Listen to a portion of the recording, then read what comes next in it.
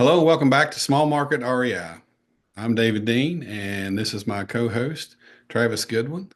And today's topic is where to buy real estate. Well, now that's a broad, open-ended topic, to talk about, but nothing impacts a deal out here in real estate anymore, obviously, than location. You've always heard the old location, location, location. Well, I don't know that I buy into that 100%, but the deal means a lot as well. But location is the one thing in a real estate deal that you can't change is the location. Okay, so uh, you better make sure it's a good one, and it's a location that people want, and it's a location like if you're doing residential flips. I mean, you want those locations where people want to be. The market is brisk, and there's a lot of see some turnover in there, and you can kind of look at the price per square foot.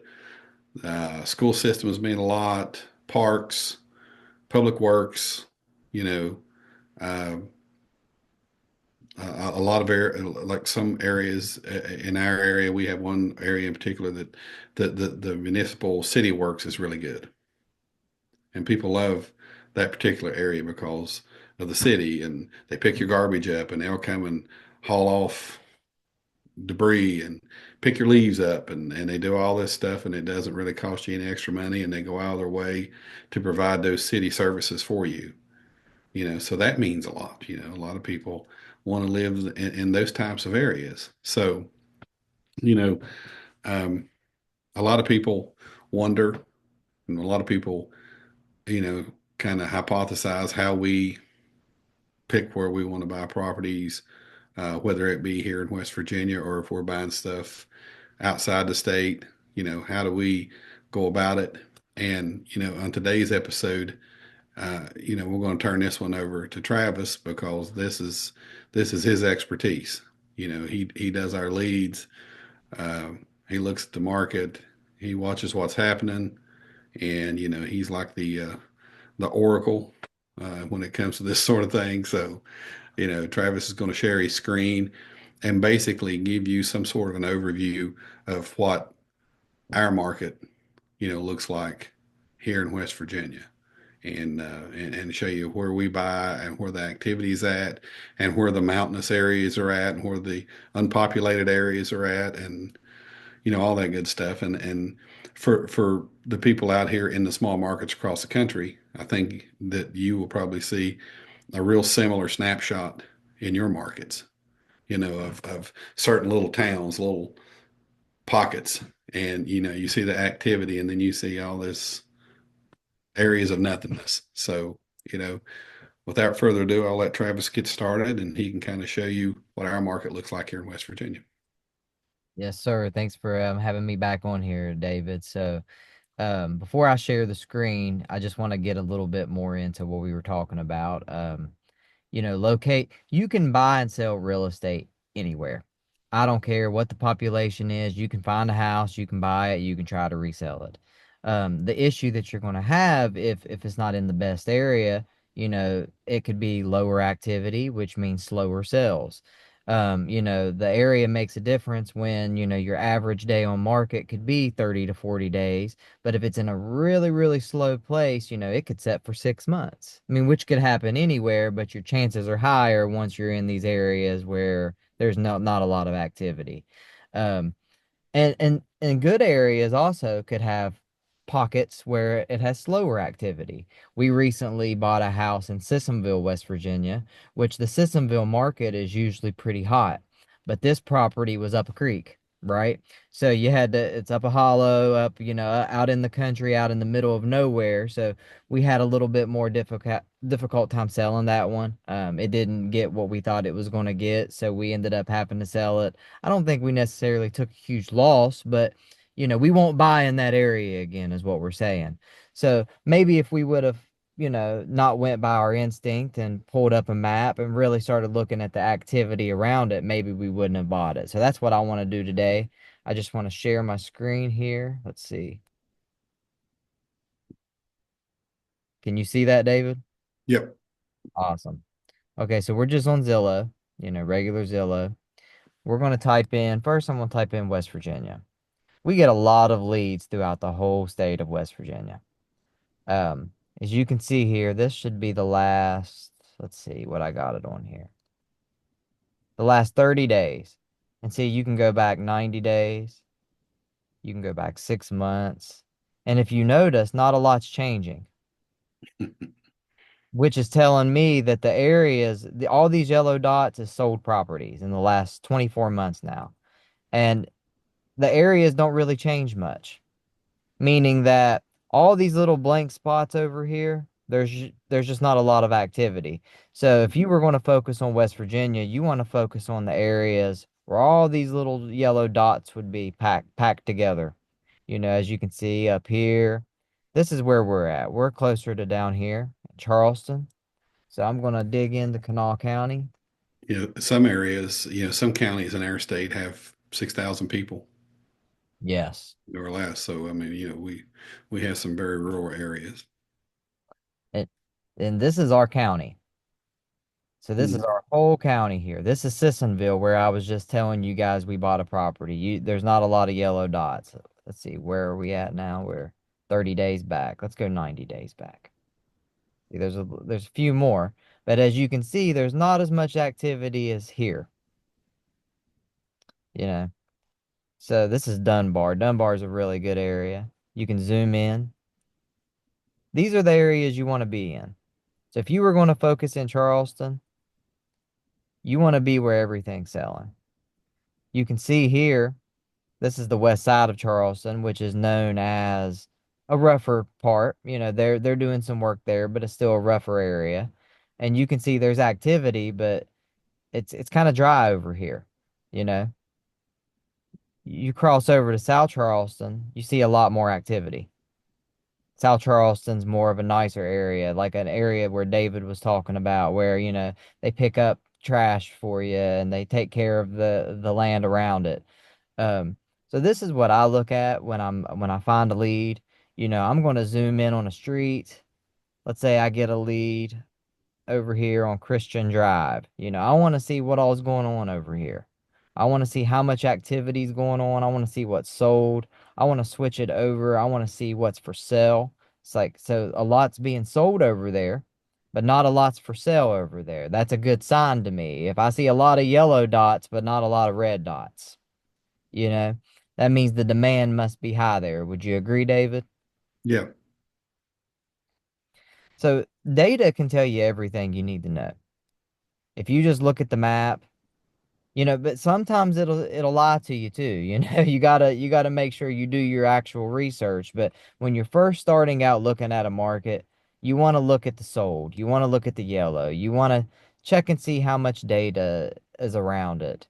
In the last 7 days here in Kanawha County, we've had 34 sales, which is slow, but in our market, that's we have a little bit of activity here. Versus if you go out here outside of Charleston in the last 7 days, there hasn't been anything. So you want to stay where all the activity is, and that's going to help you in the end when you're selling. You got more buyers that are interested. The potential of you selling the house or property quicker is a lot higher. Um, I'm not saying don't do business over here in these areas. These are still some decent areas, like Elkview over here brings. We did one in Elkview. It did really well for us.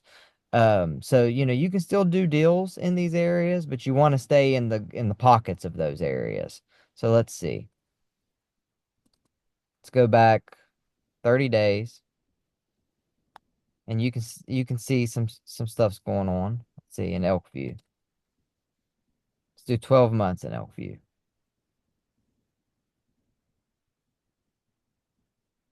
So you see all these little pockets over here where things are selling. Then over here, there's not a lot going on. And I would almost guess if you went back even further, it's going to tell you the same. See, all of this right here is still dead. So if you get a lead in this area, you better be cautious about it. Make sure you're getting it at a really good deal versus if it's over here, you could probably, have a more strong, firm offer, and be confident that you're going to sell it. Do you have any comments on that, David? No, no. I mean, when it comes to this stuff, the data don't lie. And when you start to put together experience along with the data, and that's kind of, where we come from is we've been in the market for quite some time. And so our instincts tell us one thing, and when the data agrees with it, then we know that's probably a deal. When the data doesn't agree with the instinct, or the data agrees but the instinct doesn't, that's when you need to be cautious and really figure it out, you know. Um, And so And you can also, like, let's say you want to work strictly on mobile homes. So you want to test the mobile home market out. You can make sure you go on here and just do manufactured, and you can see where all the manufactured homes are selling. If you want to focus on just land, you can see where the land is selling. If you're a land investor, if you're a land wholesaler and you're looking to sell for, wholesale properties to, let's say, new construction builders, let's say you want to check it out, and you can say you want to look for houses, townhomes, multifamily, let's say, um year built, let's say 2024. So here in West Virginia, a lot of the new constructions are happening, up in up in the Martinsburg area. yeah, so up here. So, and, for pretty high prices too, so this is where all the new construction is happening. So if you want to focus on infill lots and land, this could be a good area for you. Where all this cluster of yellow is, you want to focus on buying land there. And you can also, a little trick here is you can go on here. Let's see.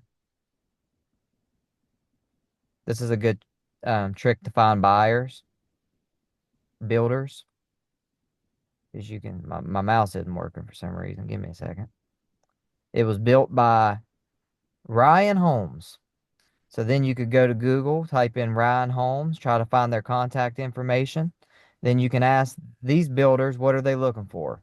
What's the type of lots they're looking for? What's their criteria? And then you have a buyer. Looks like they did a pretty good job.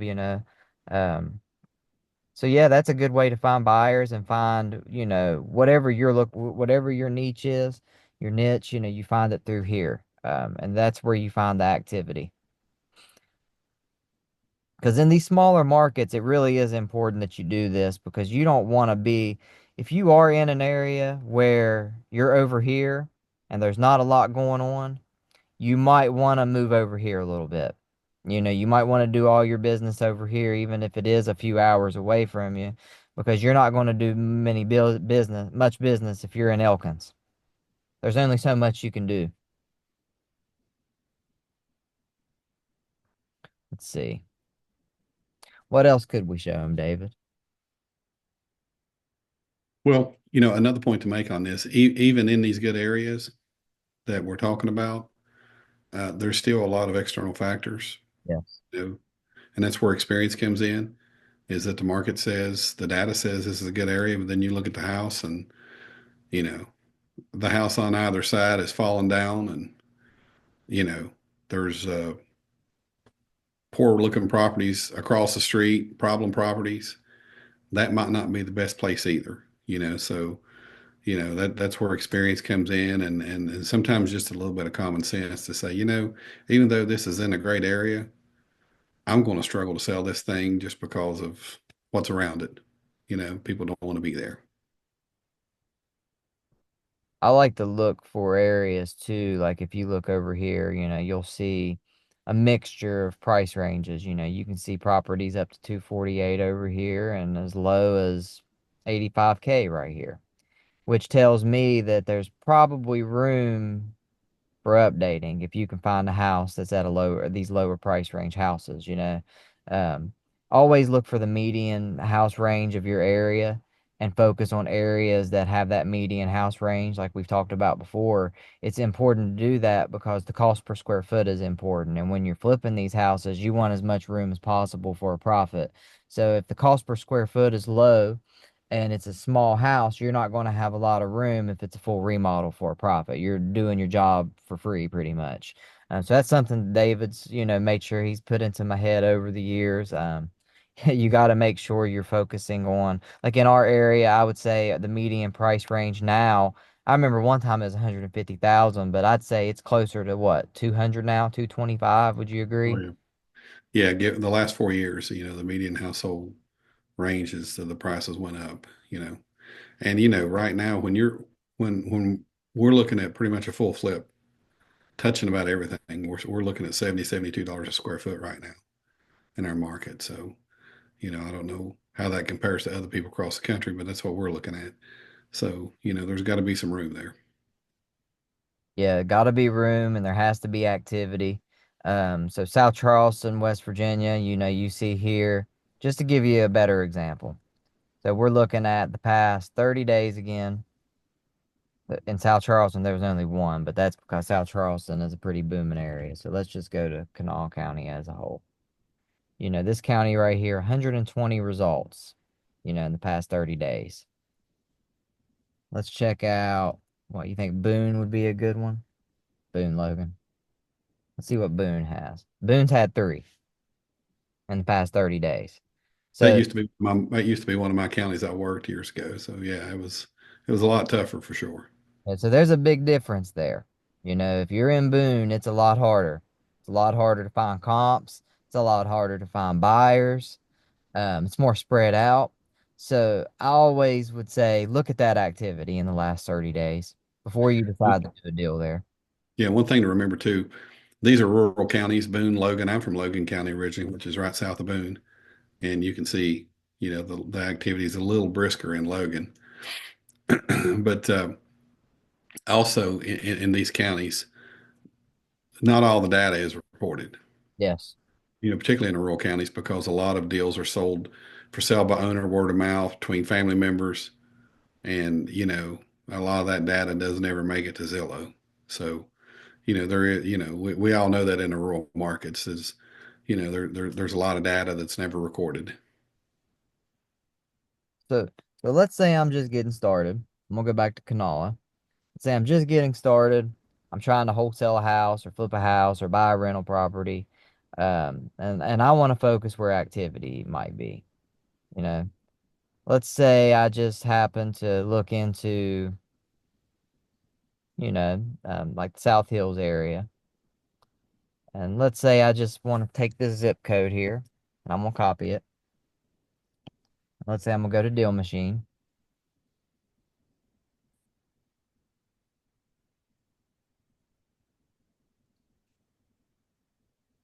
As long as technology will work with us today, I'll show you how to do this. So, then you're on here. You can just paste that zip code, go down here. It gives you 8,000 some properties without filtering. So let's say you want to filter, you want to do single family, multifamily, townhouse, or even land. You can do quick filters. You want to go after expired listings, owner occupied, out of state, absentee owners. Absentee is meaning that they get their mail somewhere else, like they're receiving their mail at a different residence. Let's do out of state. Do out of state. Yeah, I like out of state.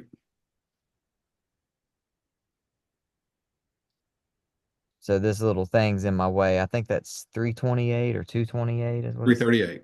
338. Okay. So this gives you 338 properties that you could reach out to. You could cold call these people. You can mail them. And you can do all this on Deal Machine. Like right here. Let's see. This one doesn't. This one right here. Just go down here. It's got phone numbers registered. You just call these people. Right open. You can send them direct mail and do your postcards. So, you can do postcards here. So, you got everything that you need, as far as data goes. You have Zillow. You can check comps through using DealMachine even. You click on here, it'll give you estimated values. It'll show you estimated equity, 62% equity, which is a good thing. I'm always looking for at least 35 to 40% equity. Now, when you're dealing with creative finance and things like that, some people don't worry about that, but I always try to do at least 35% equity, 40% equity on these lists. So, they bought it in 2020 for 200,000 and they have 62% equity. That's pretty good. You could reach out to these people and you could say, they live in Richmond. This is Charleston. I see you own this property in Charleston. I was just calling to see if you'd consider selling it. And that's really how you do it. That's how you get leads, which I think we should do a whole video on that.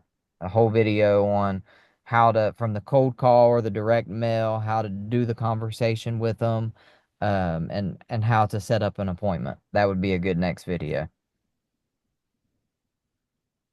Yeah, this is valuable data, and for people watching, if this is the first, maybe you're not familiar with some of this, and this is Deal Machine. This is something that we use, and it's basically one of our marketing engines that we send postcards and do cold calls and various things through.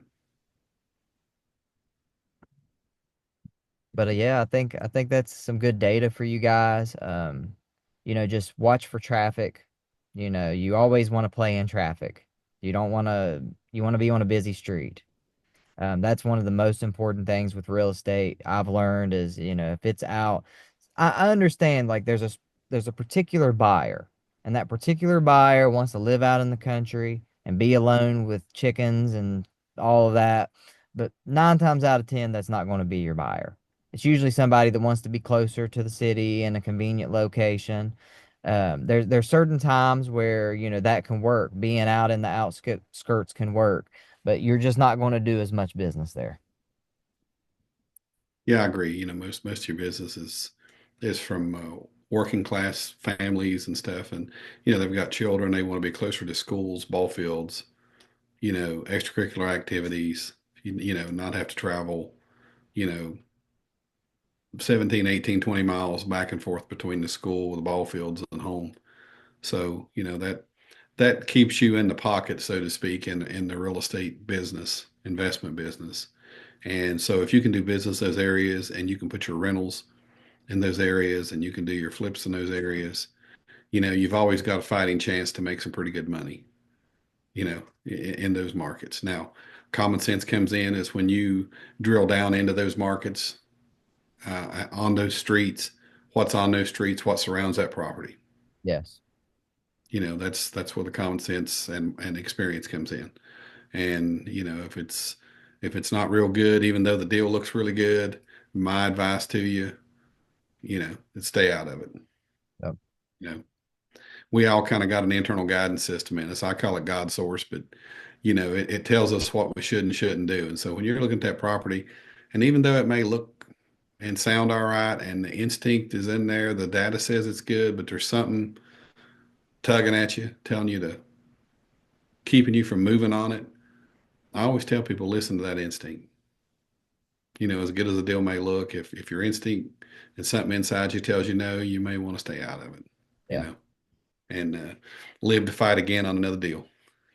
So that's always some good advice. And that's some things you learn from experience and instincts and stuff going forward. When you've been in it for a while. So, but yeah, I think that's some really good information, Travis. I appreciate you sharing that with us.